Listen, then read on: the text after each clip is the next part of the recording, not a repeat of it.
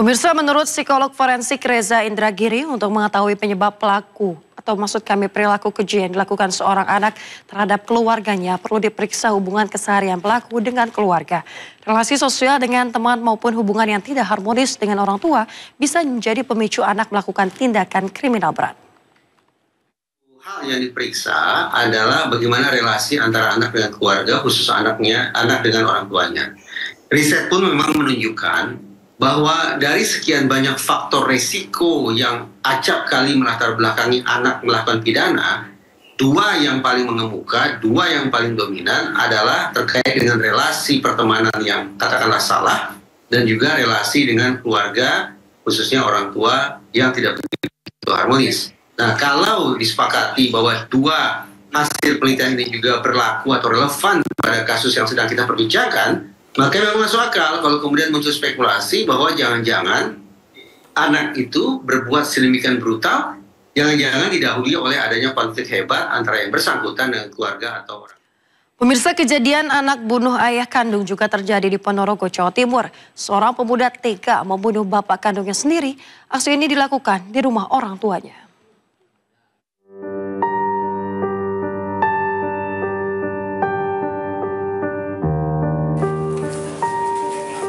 Warga Desa Paju, Ponorogo, Jawa Timur digegerkan dengan kasus anak bunuh ayah. Bonamin, 67 tahun, ditemukan tewas di rumahnya diduga akibat tindakan kekerasan yang dilakukan anaknya.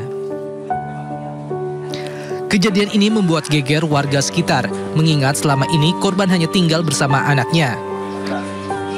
Penemuan jasad korban berawal ketika warga curiga lantaran korban yang biasa bertugas mengumandangkan azan di musola tak kunjung terlihat.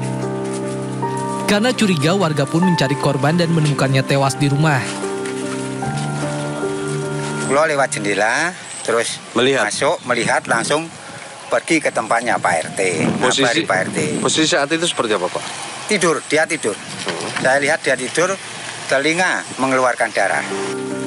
Sebelum kejadian tragis itu terjadi, warga mendengar korban dan pelaku sempat terlibat cekcok hingga listrik di rumah korban padam.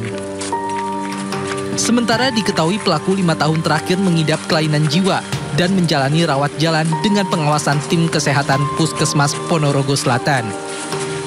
Mas Lido itu masuk pasien UGDJ dan rutinitas meminum obat UGDJ. Itu terjadi menurut info dari tenaga kejiwaan saya itu mulai tahun 2016 sudah minum seperti itu. Gitu. Dia berarti obat jalan gitu Pak? Iya betul, ya obat jalan. Polisi dan warga mengamankan pelaku membawa ke rumah sakit untuk mendapat penanganan kejiwaan. Untuk memastikan penyebab kematian, korban dibawa ke RSUD Harjono, Ponorogo untuk divisum. Dugaan awal kita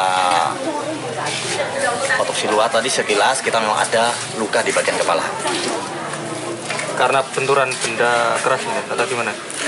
Kalau benturan memang benturan, namun untuk benda kerasnya ini kita ini seperti benda tumpul, namun untuk itu kita menunggu keterangan lebih lanjut dari hasil otopsi nanti.